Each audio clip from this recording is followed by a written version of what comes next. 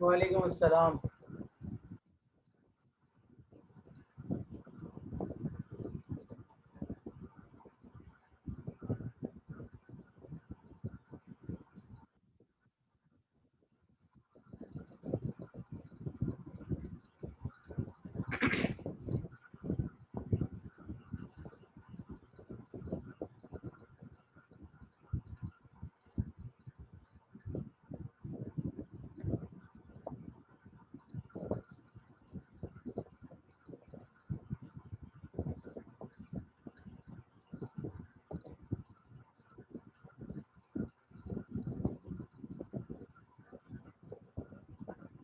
बेटा आपने project submit ही नहीं किया था।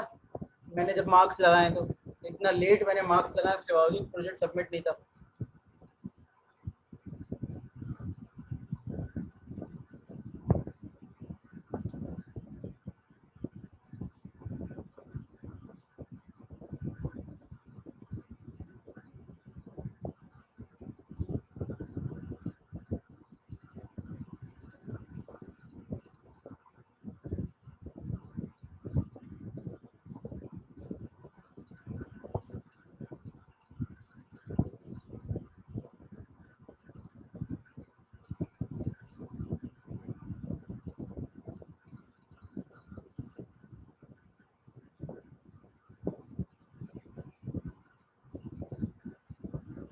देखता हूँ।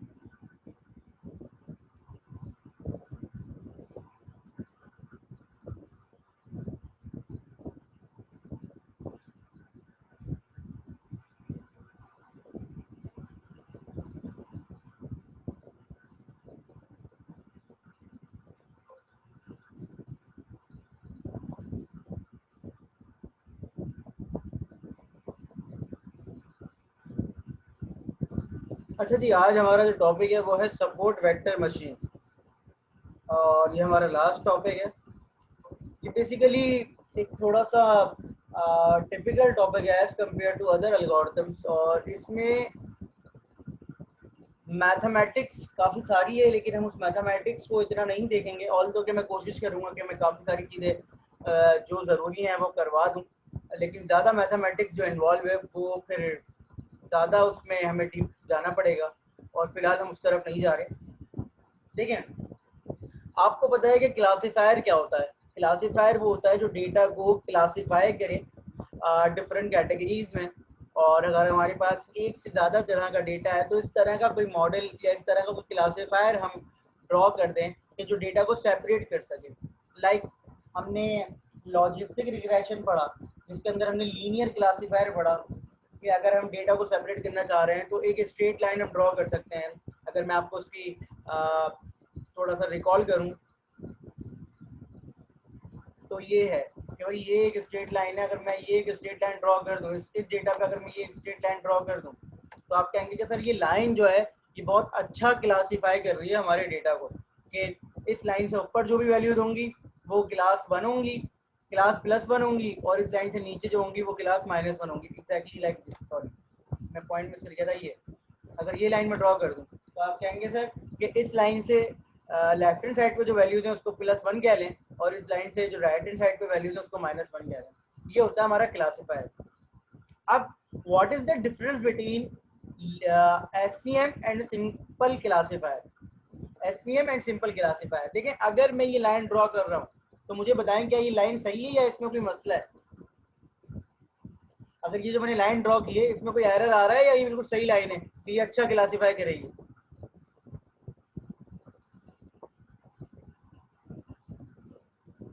जी,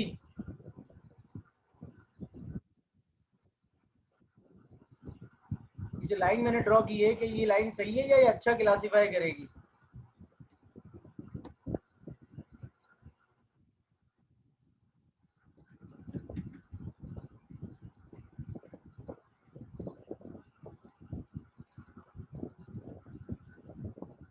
ये लाइन बेसिकली है तो बहुत बेहतर, लेकिन इसमें एक एक चीज़ की अगर हम बात करें कि ये लाइन है तो बेहतर, लेकिन क्या ये बेहतर क्लासीफाई कर सकती है नहीं कर सकती, तो इसका सवाल का जवाब ये है कि कोई अगर स्टूडेंट मुझसे क्लेम करे कि सर ये लाइन भी तो हो सकती थी, या सर ये लाइन भी तो हो सकती थी, या सर ये लाइन भी तो हो सकती थी।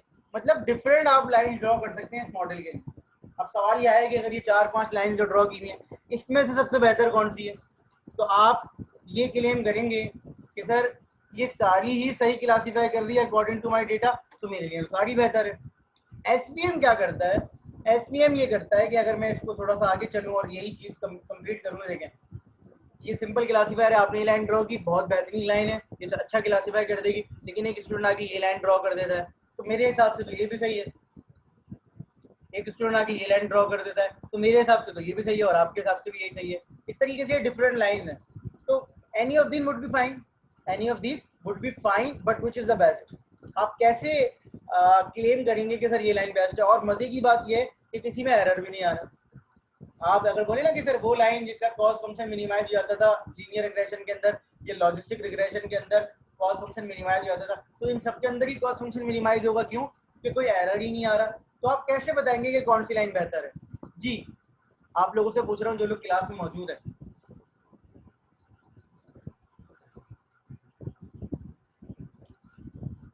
आप कैसे क्लेम करेंगे कि सर ये वाली लाइन बेहतर है, ये वाली नहीं है, ये वाली लाइन बेहतर है सबसे, या ये लाइन बेहतर है, या ये लाइन बेहतर है, या ये लाइन बेहतर है, ये सारी एक ही बराबर है, कोई कोई डिफरेंस नहीं है। तो बेसिकली इसको एक एग्जाम्पल से और समझ लें कि हमारा जो एसपीएम क्लासीफायर है, एरर तो देखें वासिफ सब में ही कम है।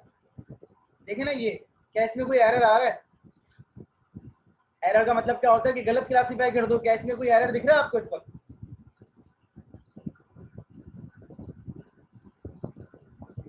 क्या इसमें कोई एरर दिख रहा है? क्या इसमें कोई एरर दिख रहा है? क्या इसमें कोई एरर दिख रहा है? तो आपको किसी भी लाइन में कोई एरर तो नहीं दिख रहा ना। इसका मतलब क्या हुआ? इसका मतलब ये हुआ कि सर हम कैसे वेरीफाई करेंगे? तो एसपीएम क्या करता है, एसपीएम की स्टोरी सुन लें, उसकी लॉजिक सुन लें। क्या एसपीएम ये करता है कि आपको मैक्सिमम मार्जिन क्लासीफायर ड्रॉ करके देता है। और what is mean by maximum margin classifier? Maximum margin classifier समझने के लिए आपको मेरी नेक्स्ट डायग्राम पे जाना पड़ेगा, तो उस पर चलते हैं। ये देखें, ये लाइन देख लें। अब अगर मैं इस लाइन को समझूं तो ये जो मेरी लाइन है, ब्लैक वाली लाइन के सराउंडिंग में मैंने एक मार्जिन ड्रॉ किया हुआ है। जरा गौर से इस चीज को समझिएगा, आपको एसपीएम की पूरी लॉजिक समझ में आ जाएगी। अगर मैं ब्लैक वाली लाइन से मार्जिन ड्रॉ करूं, मार्जिन का मतलब क्या होता है कि मैं इन दोनों को एक्सपेंड करूं दोनों तरफ। देखिए ये मैंने एक्सपेंड किया हुआ है, ये मैंने एक्सपेंड किया हुआ है, ये मार्जिन ज्यादा होना चाहिए। देखिए अब मैं नेक्स्ट लाइन दिखा रहा हूं आपको, ये देखें, अगर ये लाइन में ड्रॉ करूं तो इसका मार्जिन दोनों तरफ ज्यादा है कि इनके रीजन के अंदर भी कोई वैल्यूज नहीं आ रही। देखें इसको मैं यहां तक ले जा सकता हूं, इसको मैं यहां तक ले जा सकता हूं। मेरा क्लासीफायर यही है ब्लैक वाला, मेरा जो क्लासीफायर है ये ब्लैक वाला ही है, यही लाइन है मेरी। लेकिन इसके दोनों तरफ अगर मैं थोड़ा सा एक्सपेंड करूं तो ये रीजन के अंदर भी कोई भी वैल्यू नहीं आ रही, ये मार्जिन ज्यादा हो गया। इसका फायदा क्या होगा मैं आपको समझाता हूँ, लेकिन पहले दोबारा रिपीट करते हैं कि आपने कहा सर सिंपल क्लासीफायर है, तो अगर मैं इस मॉडल पे ये क्लासीफायर ड्रॉ करूं तो क्या मसला है, ये क्लासीफायर ड्रॉ करूं तो क्या मसला है, या ये ड्रॉ करूं तो क्या मसला है? ये सारे सही तो काम कर रहे हैं, लेकिन इनमें कोई भी एरर नहीं आ रहा।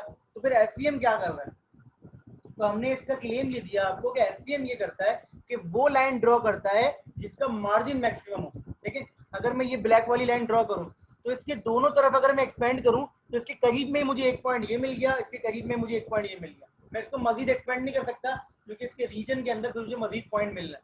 लेकिन अगर मैं ये लाइन ड्रॉ करूं तो इस लाइन को देखें, यहाँ से एक्सपेंड करें, एक्सपेंड करें, ये मार्जिन थोड़ा ज्यादा हो गया। इसका मतलब क्या है? इसका मतलब ये है कि अगर फर्ज कर लीजिए कोई वैल्यू यहाँ आ जाती है, तो अकॉर्डिंग टू योर लॉजिक मुझे उसको क्या वैल्यू देनी चाहिए? ये +1 है, ये -1 है। तो अगर कोई वैल्यू यहाँ आ जाती है तो बताओ उसको कौन सी क्लास देनी चाहिए? +1 देनी चाहिए। और अगर कोई वैल्यू यहाँ आ जाती है तो -1 देनी चाहिए। लेकिन अगर मैं पुराने वाले मॉडल पे जाऊँ, जो भी थोड़ी देर पहले आपकी स्क्रीन पे नजर आ रहा था, ये देखिएगा, ये देखें, अभी आप +1 दे रहे थे इसे, लेकिन अगर आप ये वाला मॉडल ड्रॉ करते तो ये +1 नहीं होता। क्या होता अकॉर्डिंग टू ये मॉडल?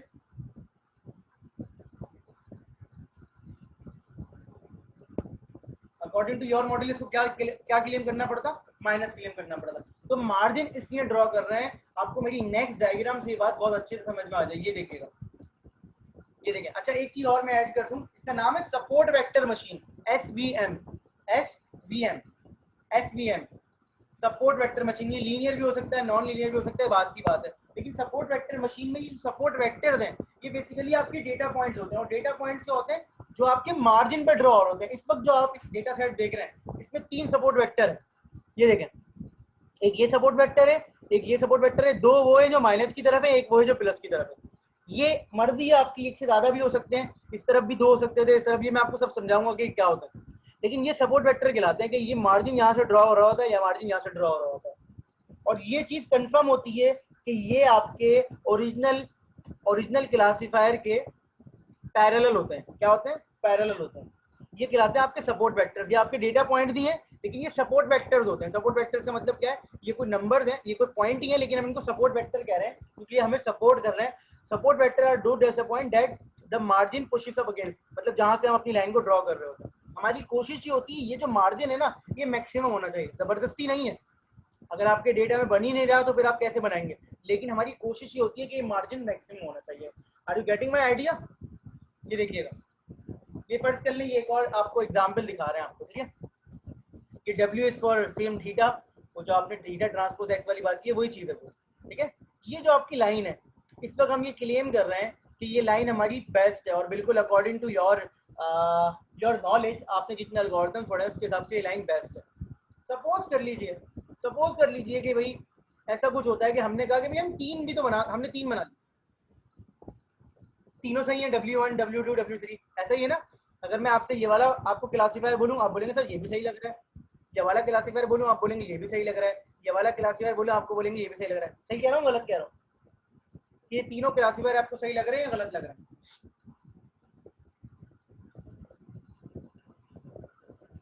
किसी में भी कोई एरर है? अगर मैं W1 चूज कर लूँ तो कोई एरर है, या W2 या W3? तो देखें, आप समझने की कोशिश कीजिएगा। जब न्यू डेटा आएगा तो फर्ज कर लें कि मैंने ये वाला क्लासीफायर चूज किया, W1 चूज किया, और मुझे यहाँ एक पॉइंट दिया न्यू डेटा। तो अकॉर्डिंग टू योर क्लासीफायर आप इसको क्लास -1 कर देंगे, लेकिन इन प्रैक्टिस ये किसके करीब है? क्लास 1 के, +1 के। अकॉर्डिंग टू योर क्लासीफायर आप इसको क्या कर देंगे? -1 प्रेडिक्ट कर देंगे, लेकिन इन प्रैक्टिस ये क्लास +1 के करीब है। Are you getting my idea?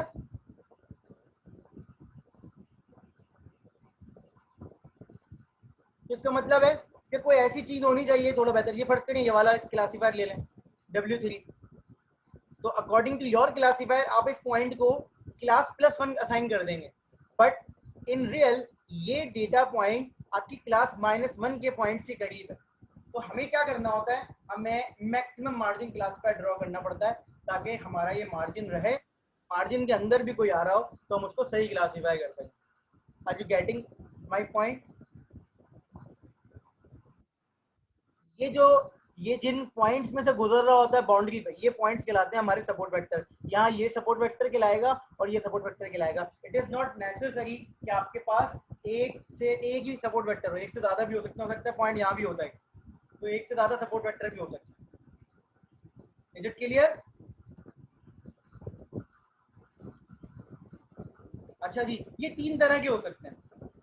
पहले मैं आपको स्लाइड पे ले आता हूँ, फिर मैं आपको उसकी थोड़ी सी मैथ करवाता हूँ। ये 3 तरह के हो सकते हैं। ये हो सकते हैं 3 तरह के, point to point, point to line and line to line. फर्ज करने के बाद आपके पास ये डेटा है,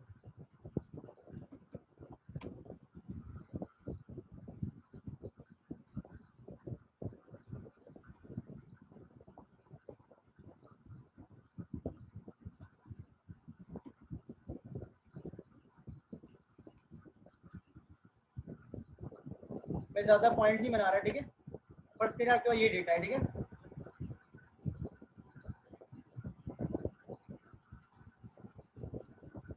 देखिए इस वक्त जो सपोर्ट वेक्टर ड्रॉ होगा, मतलब इस वक्त जो, अगर मैं सही बना सकूं, एक यहां से लाइन गुजरेगी, पैरेलल होना चाहिए,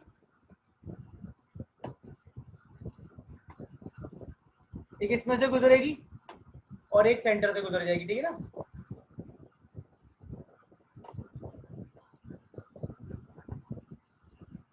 तो इस वक्त जो ये पहला केस बन रहा है वो कौन सा है? Point to point. क्यों? क्योंकि यहाँ भी एक पॉइंट से गुजर रहा है, यहाँ भी एक पॉइंट से गुजर रहा है। क्लियर हो रही है बात? आपके सपोर्ट वेक्टर जो है सिंगल सिंगल है, ये एक पॉइंट है, ये भी एक पॉइंट है। ये बात समझ में आ रही है? ये तीन तरह के केसेस कौन कौन से हैं? एक पहला है पॉइंट टू पॉइंट।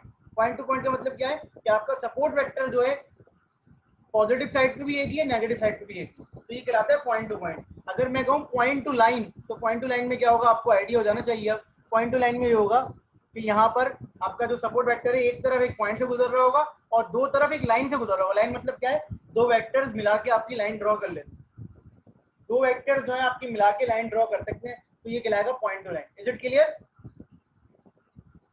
दो से ज्यादा भी हो सकते हैं, ठीक है, दो से ज्यादा भी हो सकते हैं, लेकिन लाइन तो फिर भी बन रही है, तो ये पॉइंट टू लाइन कहलाएगा। और तीसरा क्या होगा? Line to line. तो लाइन टू लाइन में क्या है? दोनों तरफ आपकी लाइन ड्रॉ हो रही है, ठीक है ना, दोनों तरफ आपकी लाइन ड्रॉ हो रही है। Is it clear? ये तीनों केसेस में तो कोई मसला नहीं है समझने में। सबसे इंपॉर्टेंट बात ये बनेंगे कैसे, ठीक है? इन तीनों केसेस में तो कोई मसला नहीं है, बड़ी सिंपल सी बात है ये, ठीक है जी। बेसिकली दो से ज्यादा पॉइंट मिलके लाइन बनती हैं और वो सारी एक ही स्ट्रेट लाइन में आना चाहिए, ठीक है ना। अब आ जाते हैं वापस। अब थोड़ी सी मैथ्स है, मुझे लगता है कि थोड़ी सी प्रॉब्लम होगी, लेकिन मैं अगर डायरेक्ट आपको बता दूं कि मार्जिन में क्या करना होता है तो शायद आपको डाइजेस्ट ना हो ये बात, तो मैंने कोशिश की है थोड़ा सा इसकी मैथ्स को कम करने की। फर्स्ट कर लीजिए कि भाई ये आपका क्लासीफायर है, तो ये वो जोन है जो +1 प्रेडिक्ट करेगा, ये वो जोन है जो -1 प्रेडिक्ट करेगा। प्लस प्लेन कह रहा हूँ मैं इसको माइनस प्लेन कह रहा हूँ, ठीक है। How do we represent this mathematically in m into dimension. देखिए आप सबसे पहले इधर आ जाए, हमने प्लस प्लेन के लिए क्या बोला, प्लस वाली प्लेन के लिए क्या बोला कि wx + b। आप इससे कंफ्यूज नहीं होइएगा, w is a vector and x is your feature. आपको याद होना चाहिए, अगर याद नहीं है तो ये बड़ी खतरनाक सूरत हाल है। x क्या है? आपका फीचर है। b क्या है? आपका बाइस यूनिट है। और w क्या है? आपका स्लोप, ठीक है। तो हमें W फाइंड आउट करना है, ठीक है। 22 तो हमें पता चल ही जाएगा कहाँ कट कर रहा है, हमें W फाइंड आउट करना है। हमने बोला कि प्लस प्लेन के लिए हमने लॉजिक क्या लगा दी कि WX + B की वैल्यू अगर +1 या +1 से ज्यादा आई, अगर +1 या +1 से ज्यादा आई तो हम प्रेडिक्ट कर देंगे क्लासीफाई एज 1। देखिए मुझे एक सिंपल सी बात का जवाब दीजिएगा, अगर आपको ये बात याद है तो बड़ी सिंपल सी बात का जवाब दीजिएगा, बड़ी ही आसान बात पूछ रहा हूँ। हमने लॉजिक ये लगाई है, आ गया WX + B is equal to +1। हम ये कह रहे हैं कि चूंकि हम इसके रेफरेंस से ड्रॉ कर रहे हैं, तो इसको हमने 0 कह दिया, इसको हमने 1 कह दिया, इसको हमने -1 कह दिया। हम ये सोच रहे हैं कि अगर इस लाइन के ऊपर कोई वैल्यू आएगी तो 1 होगी, और इससे और ऊपर आएगी तो +1 से बड़ी होगी। देखें, तो हमने कहा कि इस तरफ जो भी चीज आएगी उसको आप +1 प्रेडिक्ट करेंगे, इस तरफ जो भी चीज आएगी या इस लाइन पे आएगी उसको -1 प्रेडिक्ट करेंगे, ठीक है। यूनिवर्सल केस क्या हो गया कि आपकी वैल्यू +1 से लेके -1 के दरमियान में आ सकती है। अब एक चीज देख लेते हैं, इसकी थोड़ी सी कैलकुलेशन। अच्छा, हमें ये जो लाइन ड्रॉ करनी है ये पैरेलल ही ड्रॉ करनी है हमारे ओरिजिनल प्लेन के, और ये जो चीज कहलाती है मार्जिन कहलाता है। ये हमारा क्या कहलाता है? मार्जिन कहलाता है। हमें इस मार्जिन को मैक्सिमाइज करना है, और हम इसको किससे रिप्रेजेंट कर रहे हैं? m से रिप्रेजेंट कर रहे हैं, कैपिटल।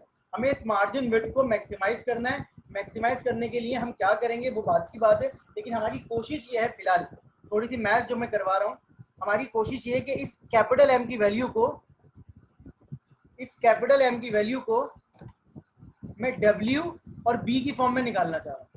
W क्या है? स्लोप। B क्या? बाइस। तो मैं इस कैपिटल M की वैल्यू को W एंड B की फॉर्म में निकालना चाह रहा हूँ, ठीक है। अच्छा जी, तो कैसे निकलेगा ये देख लेते हैं जरा, बेसिक सी चीजें। सपोज कर लीजिए कि भाई प्लस प्लेन पे एक वेक्टर है जिसको हम कह रहे हैं x+। सपोज कर लीजिए कि x माइनस एक वेक्टर है, एक पॉइंट है जो कि माइनस प्लेन पर है, ठीक है। ये x माइनस है, इसको हमने x माइनस कह दिया, ये माइनस प्लेन पर है। सपोज कर लें, ये कहीं भी हो सकता है, जरूरी नहीं है डेटा पॉइंट हो, जरूरी नहीं है ये डेटा पॉइंट हो, ये कहीं पर भी इस माइनस प्लेन पे आपने एक वेक्टर ले लिया, उसको आप x माइनस कह रहे हैं। अब क्योंकि हमें ये बात पता है, इसकी इंटेंशन ही यही है कि ये तीनों आपस में पैरेलल होंगे, तो x माइनस के सबसे करीबी, x माइनस के सबसे करीबी एक पॉइंट ले लें प्लस प्लेन पे, तो वो एग्जैक्टली यहाँ होगा सबसे करीबी, ऐसा ही है। सबसे करीबी पॉइंट यहाँ होगा। हम ये कह रहे हैं कि x माइनस के सबसे करीबी एक पॉइंट ले लें प्लस प्लेन पे, तो वो यहाँ पर होगा। Is it clear? इसमें कोई मसला तो नहीं है ना? ये लॉजिकली सोचे कि हम कहीं भी ले सकते थे x माइनस, लेकिन हमने x प्लस को क्या लिया है, x माइनस के सबसे करीबी। तो बेसिकली जो रीजन बनेगा वो परपेंडिकुलर, जैसा उसामा बता रहे हैं, वो परपेंडिकुलर बनेगा। हम आगे बढ़ते हैं, ठीक है।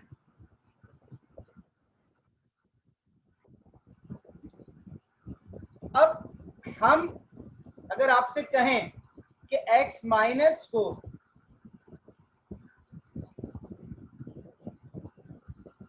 x प्लस को x माइनस की फॉर्म में निकालें, तो कुछ फॉर्मूला हमने इस तरह में ड्राइव किया कि x प्लस बेसिकली क्या है, x माइनस में w की डायरेक्शन में कोई चीज ऐड हो जाए, w की डायरेक्शन में कोई चीज ऐड हो जाए, तो हम ये कह सकते हैं कि अगर हमें ये चीज पता चल जाए, अगर हमें ये चीज पता चल जाए, तो x minus plus this thing is equal to x plus,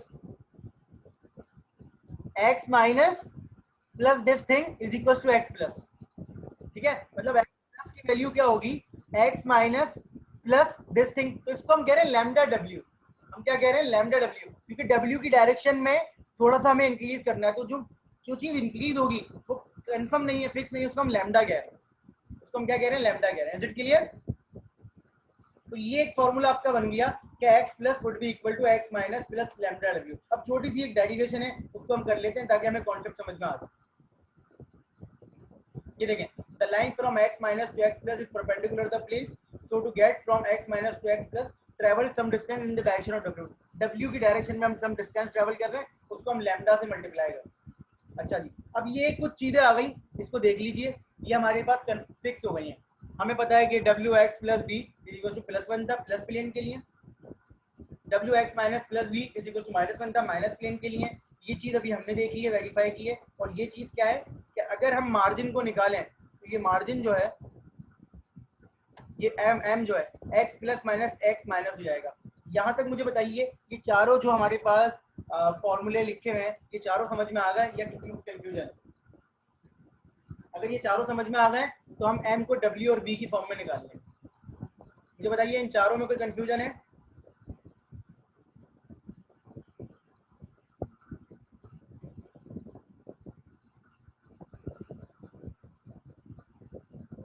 last वाला ना, ये मार्जिन है ना m, हनीफ, ये m मार्जिन है। तो ये देखें ना, डिस्टेंस किसके बराबर है, x plus minus x minus.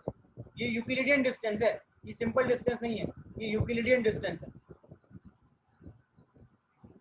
मतलब ऐसे तो हमें इसको पॉइंट्स में माइनस करना पड़ेगा। ये x प्लस, एक चीज क्लियर कर लें अपने दिमाग में सब लोग, जब आप वेक्टर्स पढ़ रहे होते हैं ना, तो आप अगर किसी चीज को x प्लस कह रहे हैं या किसी चीज, तो बेसिकली उसकी दो वैल्यूज होंगी। ये एक पॉइंट है, पॉइंट, तो पॉइंट की दो वैल्यूज होती है, x कोऑर्डिनेट y कोऑर्डिनेट। इसका भी x कोऑर्डिनेट y कोऑर्डिनेट होगा। जब ये डिस्टेंस निकालूंगा तो ये वैसे ही निकलेगा जैसे k नियरेस्ट नेबर का और k मीन का निकला था। क्लियर हो रही है बात? समझ में आ गई सबकी ये बात? ये डिस्टेंस वैसे ही निकलेगा जैसे, तो ये x प्लस, ऐसा नहीं है कि x प्लस की वैल्यू में से x माइनस माइनस कर दिया, नहीं, ये आप पॉइंट में से पॉइंट को माइनस करेंगे। Is it clear? अब देखिए, सबसे पहले मैंने क्या किया, ये छोटी सी एक चीज देख लें, सब कुछ हुआ इसके अंदर। सबसे पहले मैंने ये वाला फॉर्मूला उठाया, ये वाला, और इसमें x प्लस की जगह पे ये वाली वैल्यू उठा के लिखी। सही है? ये फर्स्ट लाइन देख लें, तो w अपनी जगह पर है, x प्लस की जगह पे आ गया x minus plus lambda w plus b is equal to 1। ये बात सबकी समझ में आ गई?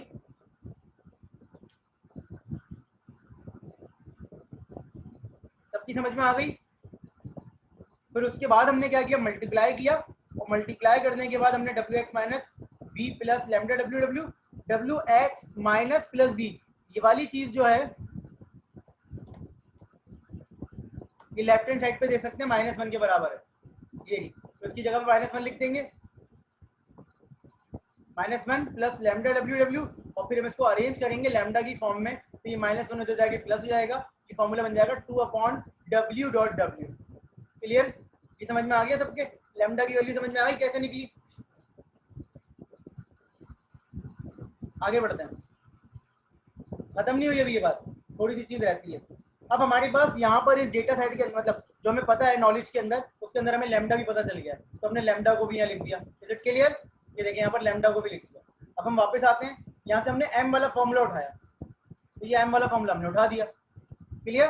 अब x plus minus x lambda, sorry x plus minus x minus, यहाँ से अगर मैं लैम्डा w को अरेंज करूं तो ये चीज उठा के मैंने यहाँ से लिख, मतलब ये मैं x माइनस को इधर ले लिया, तो ये चीज है लैम्डा w के बराबर। Is it clear? ये चीज है लैम्डा w के बराबर।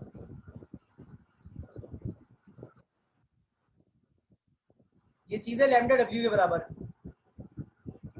और लैम्डा w m के बराबर, मतलब फिर हमने लैम्डा को बाहर निकाल लिया और w की जगह पे उसको हमने रूट के अंदर वैल्यूज लिख दी। क्यों लिखी है अभी बताता हूँ, ठीक है?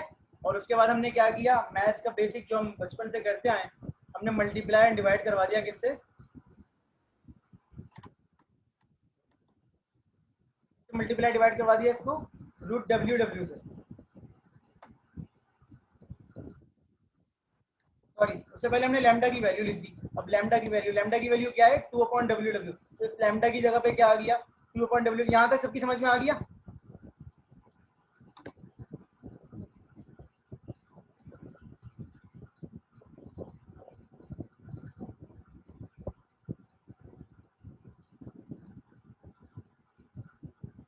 यहाँ तक सबकी समझ में आ गया। और उसके बाद ये सिंप्लीफाई कर दिया। सिंप्लीफाई कैसे किया, इसको मल्टीप्लाई एंड डिवाइड कर दिया रूट w से, इसको मल्टीप्लाई एंड डिवाइड कर दिया रूट w से।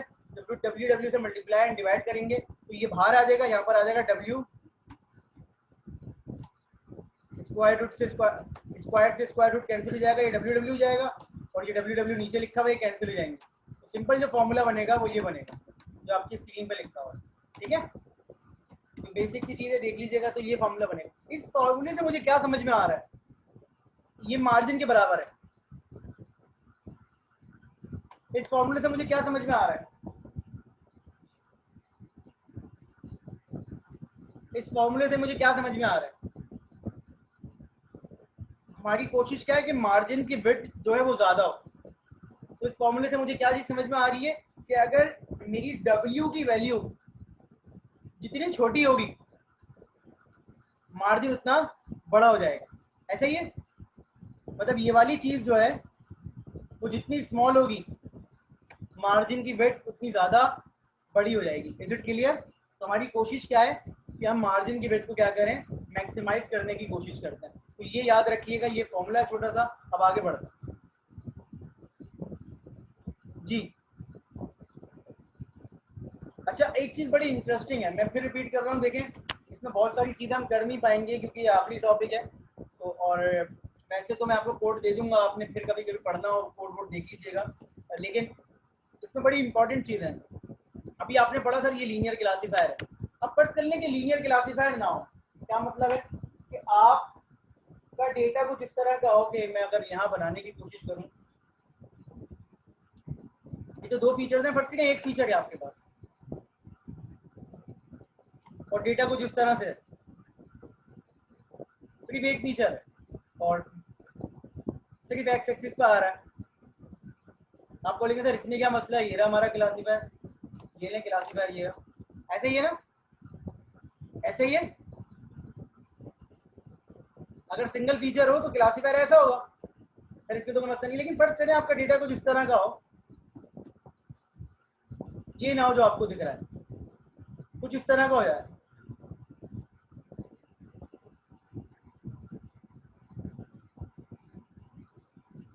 अब क्या करेंगे आप,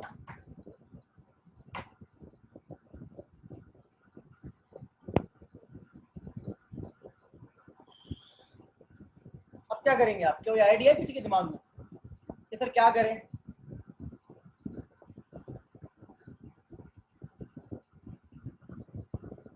नहीं, एसपीएम तो लगा ही रहे हैं सामा, इस में क्या चेंजेस करेंगे बताएं अगर पता है तो।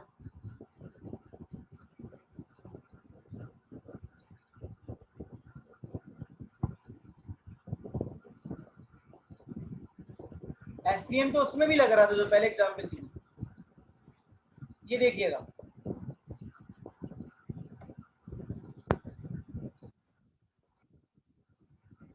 ये देखें, ये आपका डेटा है, आपने सेपरेट कर लिया, लेकिन इस तरह का आ जाए तो बेसिकली नॉन लीनियर एसवीएम भी होते हैं, लेकिन हम उसमें क्या करते हैं, हम उसको लीनियर से भी ड्रॉ कर सकते हैं। कैसे? हम अपने डेटा को हायर ऑर्डर डायमेंशन में ले जाते हैं, अपने डेटा को क्या करते हैं, हायर ऑर्डर डायमेंशन में ले जाते हैं। ये बात बड़ी अजीब सी है, लेकिन अगर मैं इसको समझाने की कोशिश करूं, हायर ऑर्डर डायमेंशन का मतलब क्या है कि अपने डेटा सेट को की पॉलिनोमियल को इंक्रीज कर दो, उसको हायर ऑर्डर डायमेंशन में ले जाओ। अगर फर्ज करें इस डेटा सेट को मैं हायर ऑर्डर डायमेंशन में ले जाऊं, ये देखें कुछ इस तरह का दिखेगा। ये इनकी वैल्यूज के हिसाब से फर्ज करें कि मैं कहूं कि x को x स्क्वायर बना दो, मतलब क्या है, हाँ पीसीए वाला सीन है थोड़ा बहुत, कह सकते हैं आप, कह सकते हैं बिल्कुल। मैंने क्या किया, x को x स्क्वायर कर दो, मतलब मेरी x की वैल्यू को हायर ऑर्डर कर दो। तो देखें हर वैल्यू अपने हिसाब से स्क्वायर हो जाएगी, ये हायर ऑर्डर हो गया। ये देखिए ये ऊपर जाएगा, डेफिनेटली ये ऊपर जाएगा, तो हायर ऑर्डर हो गया। ये जरूरी नहीं है कि आप एक्स स्क्वायर करें, just for the sake of learning मैं आपको एक्स स्क्वायर बता रहा हूँ। तो ये हर कोई स्क्वायर हो के ऊपर ऊपर जाएगा। अब देखिए आप एक लीनियर क्लासीफायर ड्रॉ कर सकते हैं, कर सकते हैं नहीं कर सकते?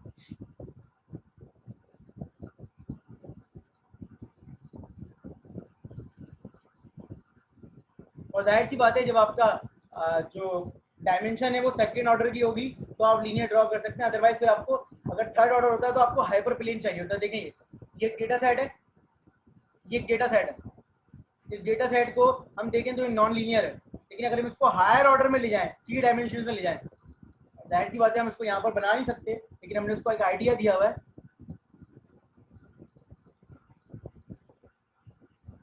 नहीं देखें मैं आपको समझाता हूँ, पहले मेरी बात कंप्लीट होने दें। ये डायमेंशनल को रिड्यूस नहीं कर रहा, ये बेसिकली क्या करता है, आप बिल्कुल सही कह रहे हैं। हनीफ को मैंने सिर्फ ये कहा था कि हनीफ ने ना इसको प्रोजेक्शन के कॉन्सेप्ट में लिया था, कि इसका प्रोजेक्शन जहाँ ड्रॉ हो रहा है, ये देखें ये प्रोजेक्शन जहाँ ड्रॉ हो रहा है उन्होंने इस कॉन्सेप्ट में लिया था। तो मैंने इसलिए कहा था पीसीए की तरह सोच सकते हैं आप, ये पीसीए नहीं है definitely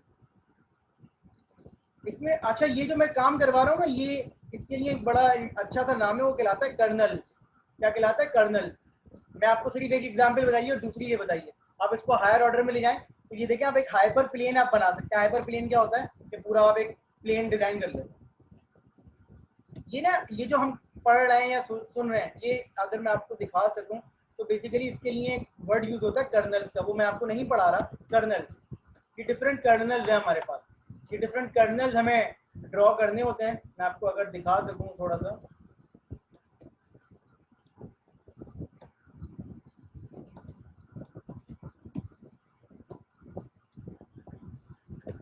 support vectors colonel types के नाम से अगर हम इसको देखें तो काफ़ी सारे हमारे पास कर्नल हैं।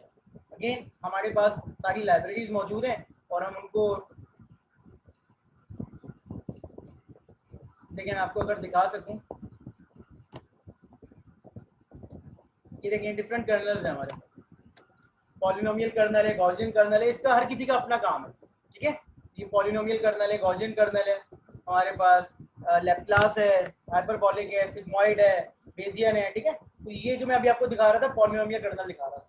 डिफरेंट कर्नल फंक्शन है हमारे पास, और वो सब क्या करते हैं कि हम इनको लगा के अपनी डेटा को सिंपल लीनियर एसवीएम से भी सॉल्व कर सकते हैं।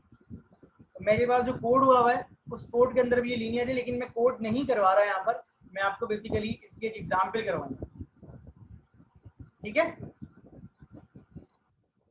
तो आपको आइडिया हो गया एसवीएम का कि एसवीएम कैसे काम करता है और क्या करना चाहिए हमें उसमें। तो अब इसका हम एक न्यूमेरिकल देख लेंगे, उससे पहले हम मोटिवेशन के लिए थोड़ी सी एक दो चीज़ें देख लेते हैं और उसके बाद हम बात करते हैं। ये देखिए हमारी कोशिश यही है कि हमारा मार्जिन जो है वो सपोर्ट वेक्टर मशीन और मैक्सिमम मार्जिन क्लासीफायर है, which means they find the hyperplane that has the largest perpendicular distance between the hyperplane and the closest sample। अब देखें ये वैसे तो ये अगर हम कहें इसे तो ये क्लासीफायर हो गया, लेकिन ये पूरा एक हाइपरप्लेन डिजाइन होगा। तो हमारी कोशिश क्या है कि इस हाइपरप्लेन को हम क्या करें, मैक्सिमाइज करें। और देखें वही चीज लिखी हुई है 2 अपॉन मैग्नीट्यूड ऑफ डब्ल्यू। अगर हम उसको रूट से बाहर ले आए तो हमने पूरा डिजाइन किया था पीछे फॉर्मूला, ये देखें ये इसको हम रूट से बाहर ले आए तो सिंपल डब्ल्यू हो जाएगा।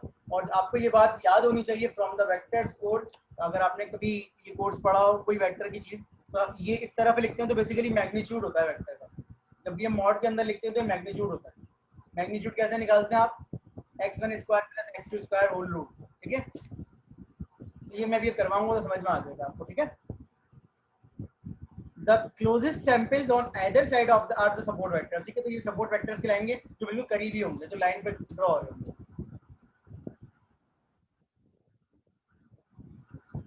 ये देखिएगा, अब थोड़ी सी एक चीज समझ लें कि ये क्या चीज है और उसके बाद जो हम एक न्यूमेरिकल करेंगे। सबसे पहले तो आपको ये समझने की जरूरत है कि ये हम कर रहे हैं वेक्टर्स की फॉर्म में, तो यहाँ सिंगल वैल्यूज नहीं होंगी, हमारे पास पॉइंट्स होंगे। देखें फॉर्मूला क्या आता है, डब्ल्यू एक्स प्लस बी। ठीक है, ये डब्ल्यू है, ये एक्स है हमारे पास, और ये बाई है। ठीक है, तो ये हमारे पास सब चीजें जो है ना ये पॉइंट्स होंगे। तो एक्स के अंदर क्या होगा, एक्स के अंदर हमारे पास फीचर्स होंगे हमारे। तो एक्स के अंदर क्या होंगे, हमारे पास फीचर्स होंगे। ये एक्स क्या है, हमारा फीचर है। ठीक है, ये एक्स हमारे फीचर्स होंगे। What is W, W basically क्या है, डब्ल्यू वो है वो जो सेंटर लाइन है उसका स्लोप। तो डब्ल्यू के अंदर भी हमारे पॉइंट्स होंगे। तो देखिए हमने इसको यहाँ कोशिश की है इस तरह से लिखने की कि W X plus B is equal to 0। और हम ये यहाँ पर एक डायग्राम कंसीडर किए जिसमें हमने कुछ पॉइंट्स दिए ए बी डी सी। अगर मैं आपसे पूछूं कि इस पॉइंट डायग्राम के अंदर कौन कौन से सपोर्ट वेक्टर्स हैं, तो वी कैन क्लियरली सी के we have 3 support vectors, A B and D. Is it clear?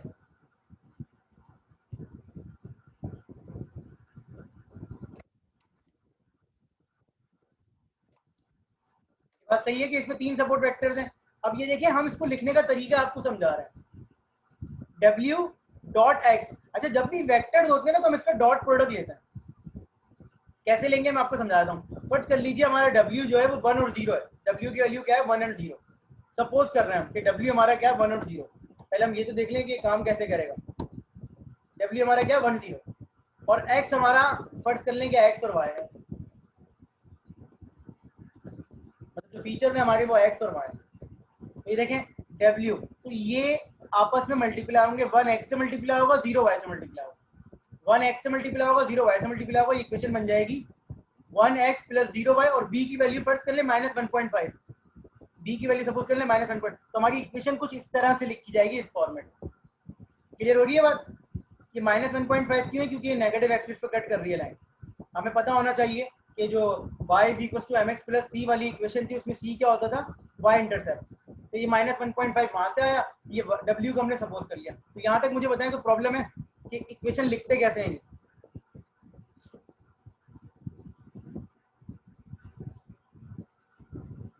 अब हमारी कोशिश ये है कि इस इक्वेशन को हम स्केल करें कि ये जो मार्जिन की विड्थ है ये मैक्सिमाइज हो जाए।